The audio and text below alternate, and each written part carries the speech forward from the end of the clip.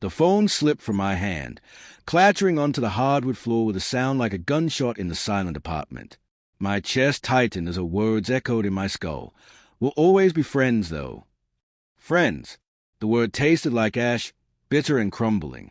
I stared at the screen, now dark, her name, Lila, still glowing in my mind like a neon sign in a ghost town. Weeks ago, she'd sat across from me at our favorite diner, her hazel eyes dodging mine, her fingers twisting the straw in her iced coffee. "It's not you," she'd said, her voice soft but sharp, like a blade wrapped in velvet. I'd nodded, said, "Absolutely," and smiled like an idiot, as if I could will her words to mean something else. But tonight, the truth clawed its way out, raw and ugly, through a single text from a mutual friend. "You didn't hear? Lila's been with Ethan for months." The room spun, the air thick with the scent of stale coffee and the faint lavender of her scarf, still draped over the couch. I stumbled to the window, yanking it open, desperate for the cold October air to slap me awake. The city hummed below, car horns, distant laughter, the pulse of life that didn't care about the knife twisting in my gut. Months, not weeks, months. The word pounded in sync with my heartbeat.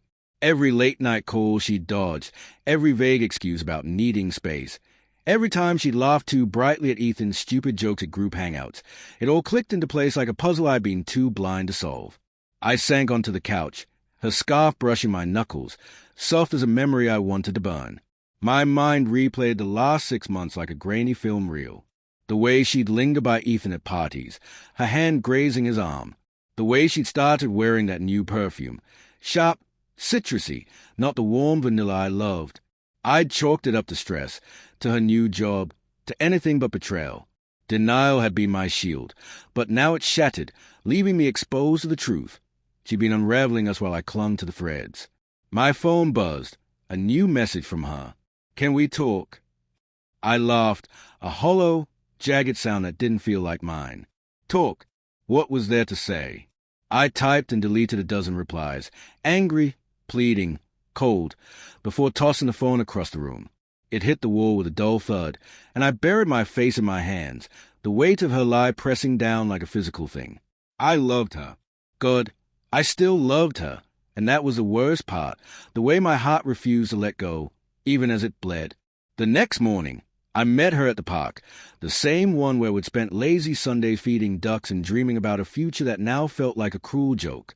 She stood by the pond, her coat too big for her frame, her hair catching the weak sunlight.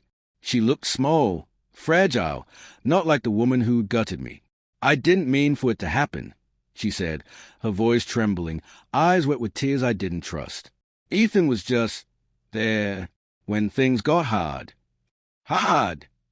My voice cracked, raw with the anger I'd bottled up. "We were hard, so you ran to him." The words tasted like venom, but they didn't satisfy the ache.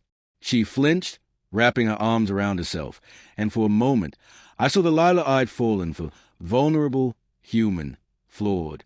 But then I remembered her hand on his arm, her secret smiles, and the pity in her eyes now felt like a lie.